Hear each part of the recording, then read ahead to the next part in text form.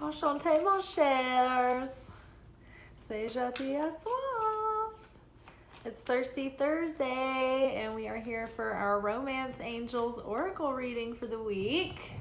We are taking a look at the week ahead for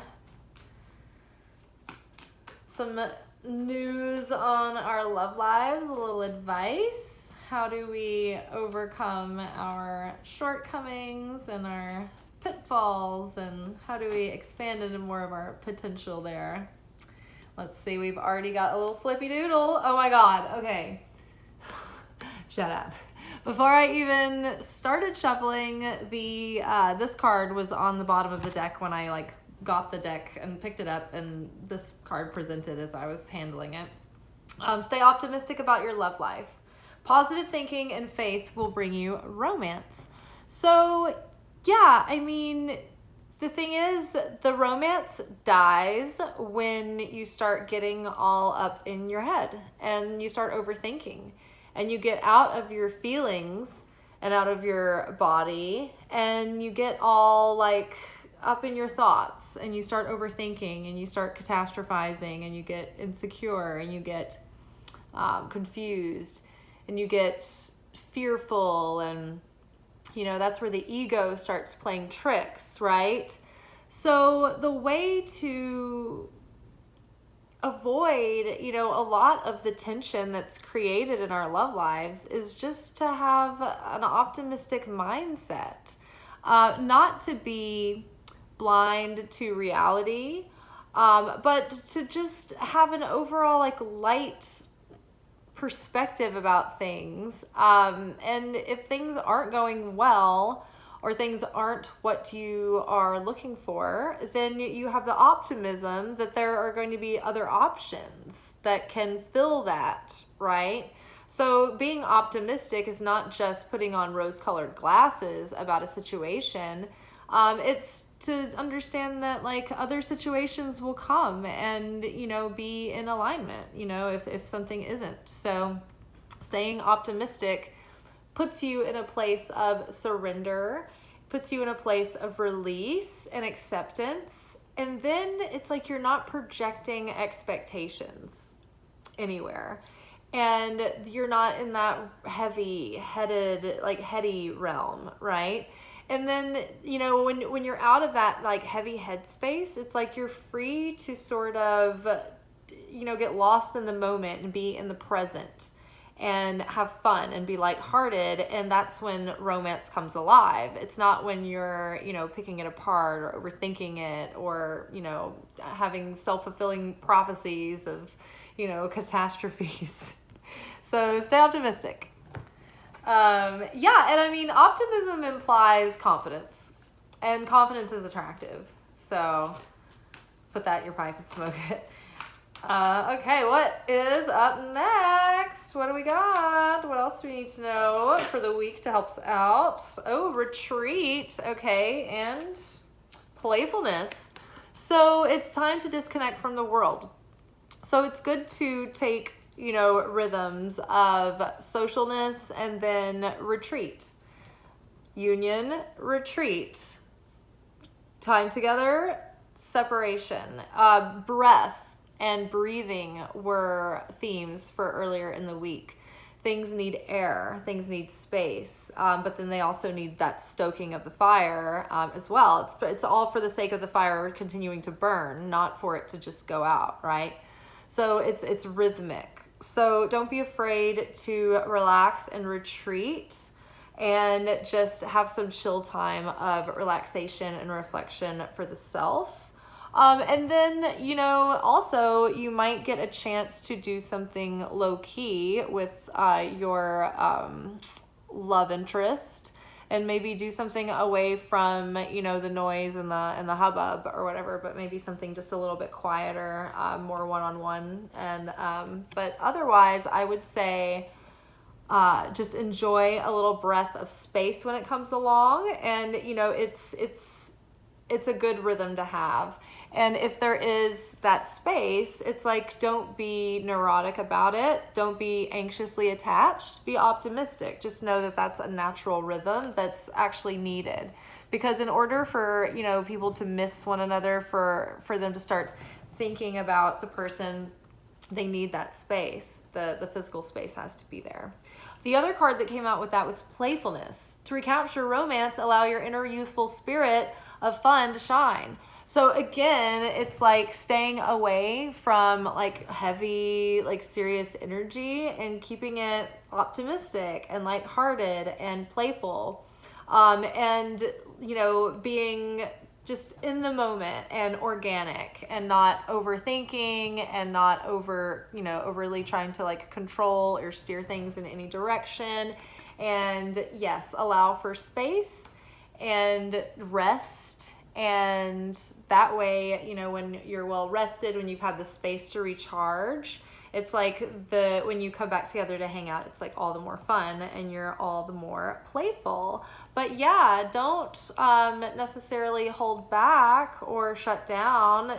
Be playful, express yourself, but in playful, fun fashions, fun ways. Just really like this photo. This dude's really giving a lot there, like that. It's giving sinful, wicked nights. Me and my friends at work are trying to read a Harlequin romance novel together. It is called Wicked Sinful Nights, and we're trying to order it, and Amazon is being weird, and we're like, did we buy all the copies left in the world? All right, one more card.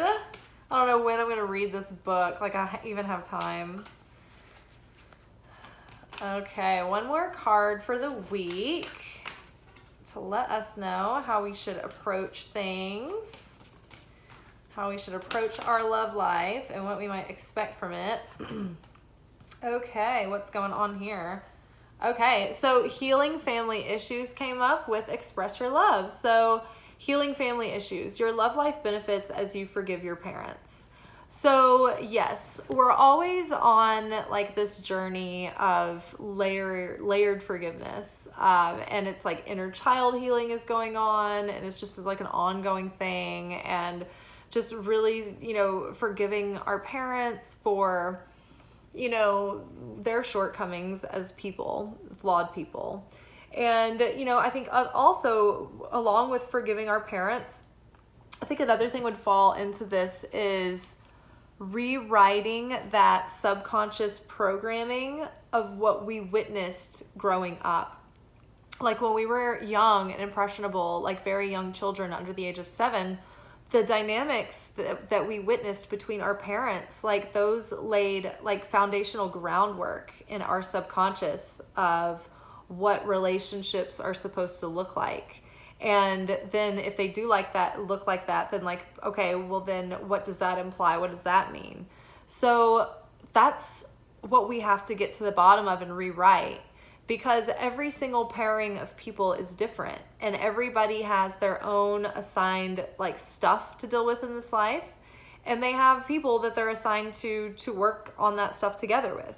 And so, we are part of that stuff is neutralizing the patterning that was put on us at an early age so that we can find our own unique, like higher expression of relationships. We can have healed relationships as we heal ourselves and as we heal our perspective or our understanding of our parents, giving the context that they are just people with their own flaws and their own problems. And so going back and thinking about what you witnessed between your parents, or maybe didn't witness, right? Maybe one or both of your parents wasn't even there. And so that left an impression as well. So we're getting to the root of all of that so it doesn't keep wreaking havoc in the relationships that we have, that we don't keep playing out those dynamics, or we're not continually attracted to a person that displays like the dynamics of those parents where we felt rejected by the parents. It's like sometimes we reach for partners that remind us of that parent so that we can get the approval from them that we didn't feel like we got. And that's true for anxious and avoidance, because we all are like,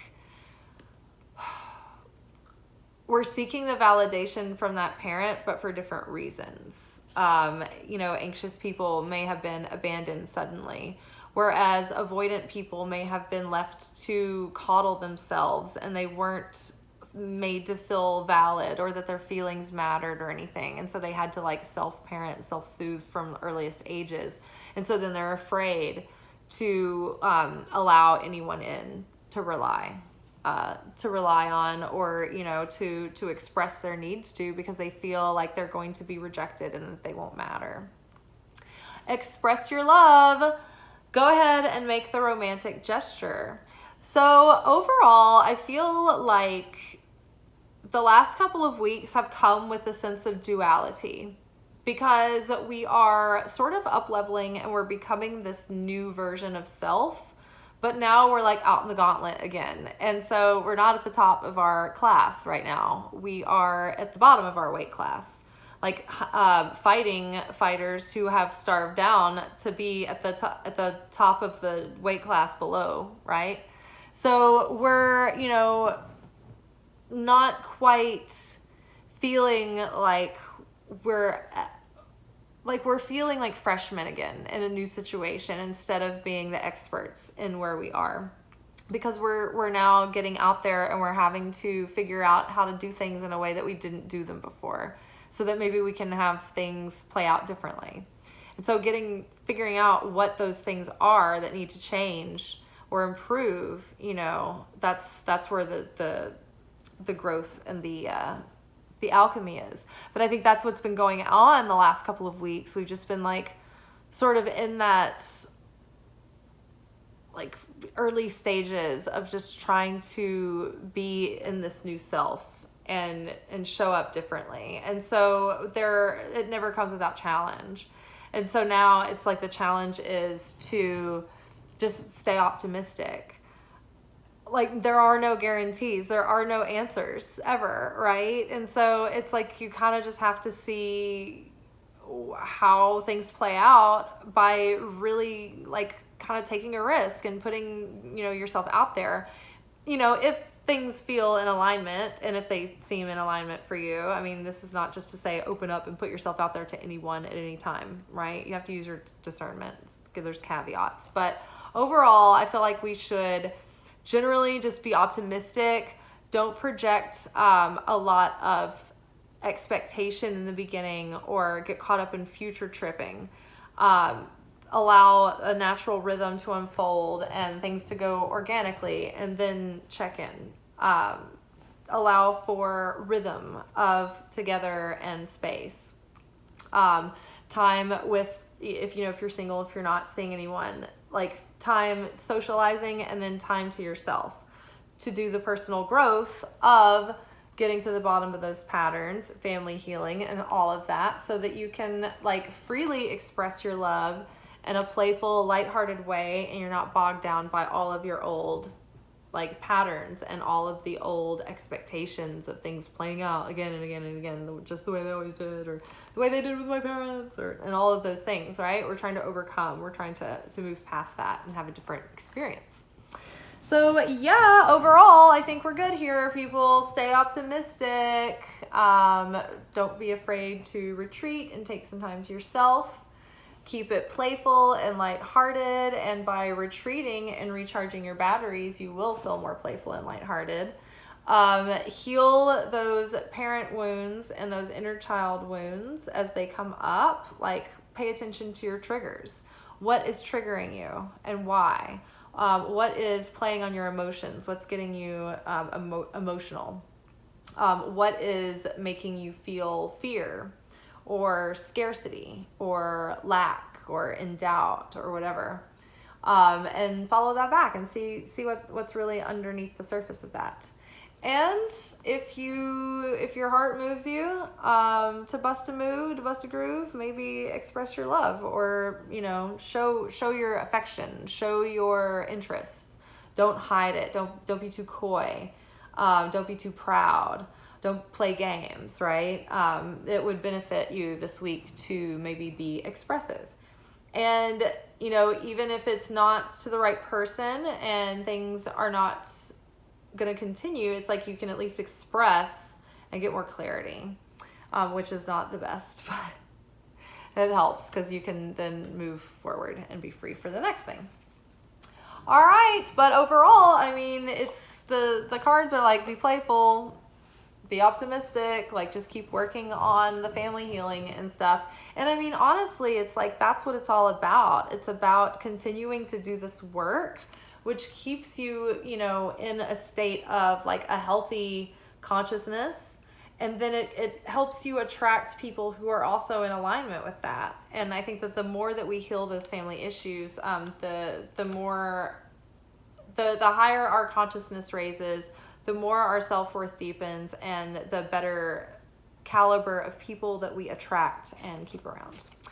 All right, y'all. I hope you have a good rest of your evening. I went out to a birthday dinner with my sister and her wife, so I am really ready to just pack it in and chill and watch a movie or something.